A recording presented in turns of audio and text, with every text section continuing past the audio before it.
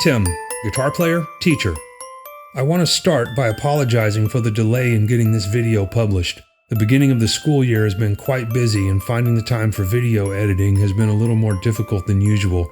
Things are starting to calm down a little bit now though, so I should be able to get back to my normal schedule. I do greatly appreciate your patience though.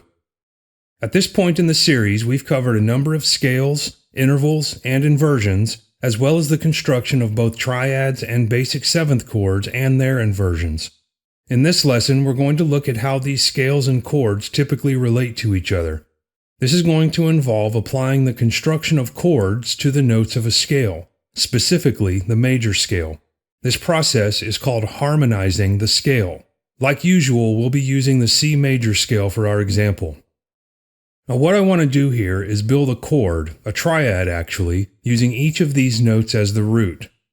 Root position triads are built using a third and a fifth above the bass, so I will add those intervals above each of the notes of this scale. It is very important though that we only use the diatonic notes of this particular major scale. So above the C, we would add E and G. Above the D, we would add F and A. Above the E, we would add G and B, and so on. Now, instead of having 7 diatonic notes, we have 7 diatonic chords. Now we need to analyze each of these chords to determine exactly which chords we've created. The first chord is spelled C-E-G. It's in root position, so since C is the root of this chord, the notes need to be compared to the C major scale to determine its value. In fact, all of these chords are in root position since we made them that way, so whatever the bass note is for each chord, that will be the major scale needed to analyze that particular chord. Comparing the notes of this chord to the C major scale, we find that the chord is made up of the tonic, the major third, and the perfect fifth. Since none of these notes have been altered, our chord formula is 1, 3, 5, making this a C major triad. The second chord is spelled D, F, A. The root of this chord is D, so we need to compare it to the D major scale. D is the tonic of the scale, which, by the way, it always will be since we are choosing which major scale to use based on that note. But while the letter F is in the third position within the scale, it is not actually the third note of the scale. F sharp is. F is actually the minor third of the scale. This can sometimes be a little confusing at first. Oftentimes students will try to alter the chord tone to match the scale and think that, in this case, since the scale tone is F sharp, then the chord tone must be raised. This is an easy mistake to make. Just remember, the major scale is the source of our diatonic intervals, so we need to ask, how is the scale tone altered to match the chord tone? Since the major third of the scale is F sharp, F would actually be the minor third, or, for our chord formula, a flat 3. Then finally, the A is the perfect fifth of the scale, so our formula for this chord is 1, flat 3, 5, making it a D minor. The third chord is spelled E, G, B. Since the root of this chord is E, we need to compare it to the E major scale. E is the tonic, G is the minor third. Again, we must ask how is the scale tone altered to get to the chord tone, not the other way around. And the B is the perfect fifth. The formula is 1, flat 3, 5, so this is an E minor. The fourth chord is spelled F, A, C. Comparing these notes to the F major scale, we have the tonic, the major third, and the perfect fifth. Our chord formula is 1, 3, 5, so this is an F major chord. The fifth chord is spelled G, B, D. Comparing it to the G major scale, we have the tonic, the major third, and the perfect fifth. So again, we have another major chord, G major. The sixth chord is spelled A, C, E.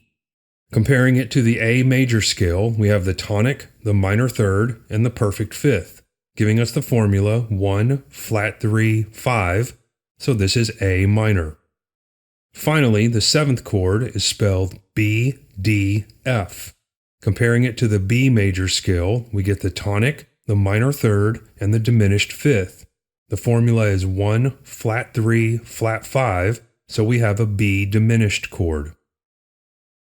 By taking the notes of the C major scale and building diatonic triads on top of each of them, we get this list of chords. These are the diatonic triads in the key of C major. If we are writing or playing something in C major, we should expect to see these chords. It's important to notice, though, that since each major scale is built using the same interval structure, the interval found between any two notes of any major scale will always be the same. For example, the interval between the major third and the perfect fifth will always be a minor third. The interval between the perfect fourth and the major seventh will always be a diminished fifth. Therefore, the process of harmonizing any major scale will always give the same results. So, this list of chord values can be applied to any major scale. If we want to know the diatonic triads in the key of E flat, for example, we can simply apply this list of chord values to the notes of the E flat major scale. That would give us E flat major, F minor, G minor, A flat major, B flat major, C minor, and D diminished. For the triads in the key of G, we would get G major, A minor, B minor, C major, D major, E minor, and F sharp diminished. Now I have to stop quickly and say that does not mean that no other chords can be used, only that these are the diatonic ones. Other non-diatonic chords can and will be used regularly, but these are the ones that occur naturally, that is, without altering the major scale, and will therefore be much more common. We will discuss these non-diatonic or chromatic chords later. When discussing the intervals of the major scale, we looked at the importance of being able to talk about these intervals without having to pick any particular major scale. The same can be said about these chords. For that reason, the chords used in any particular song can be referred to by the positions those chords have within the key of the song.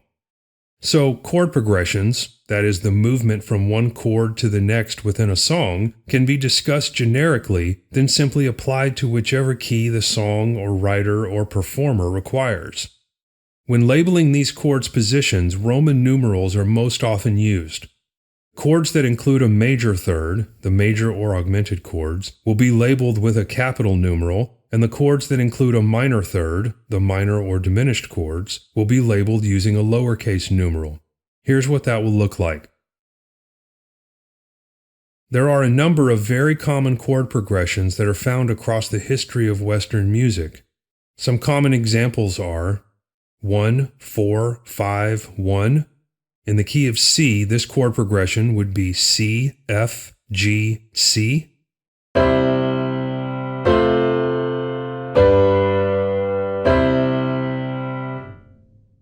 1, 2, 5, 1.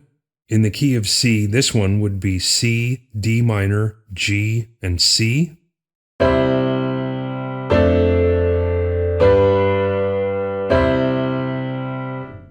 1, 6, 2, 5. In the key of C, this one would be C, A minor, D minor, G.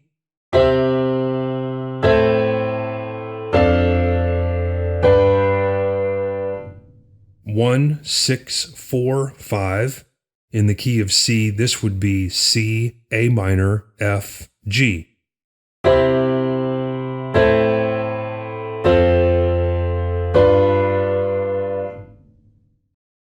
It is often surprising to students just how commonly these simple chord progressions show up in all types of music. I highly recommend taking the time to pay attention to these relationships as you come across and learn or study new pieces, regardless of your instrument or particular area of focus. I think you too will be surprised by just how common they are. We found the diatonic triads that show up when we harmonize the major scale.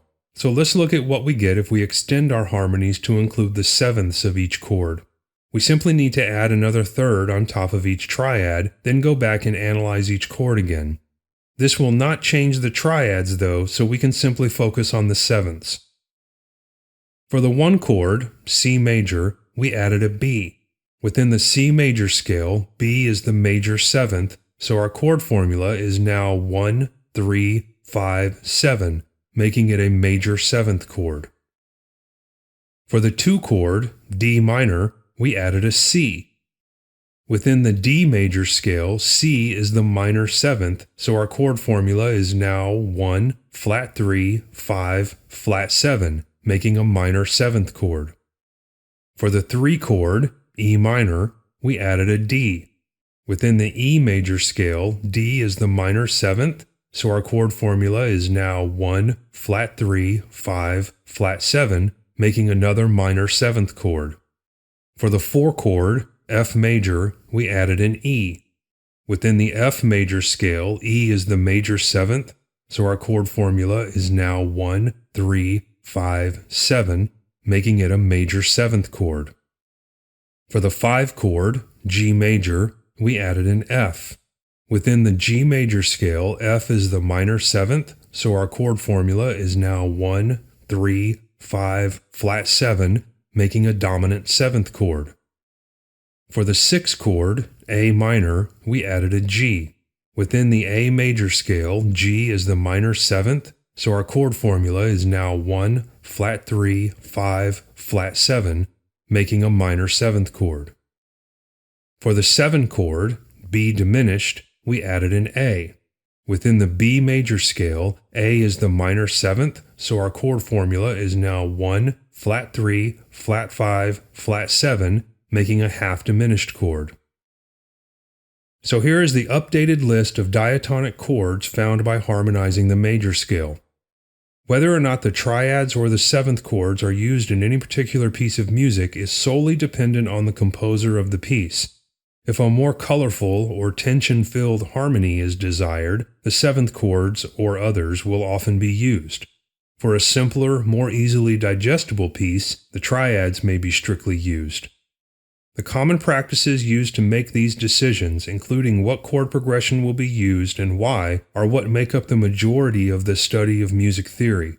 For most of the rest of this video series, this is what we will be focusing on. However, we have only looked at the harmonization of the major scale here, and since not all music is in a major key, we need to go through this same process with our minor scales. And that's what we'll cover in our next lesson. Until then, thanks for watching. I greatly appreciate your time and hope this video was in some way helpful. As always, check the description for PDFs available to download to help keep up with this and all of the other videos in this series, and be sure to subscribe if you want to continue learning more about music theory. I'll look forward to seeing you next time. Take care.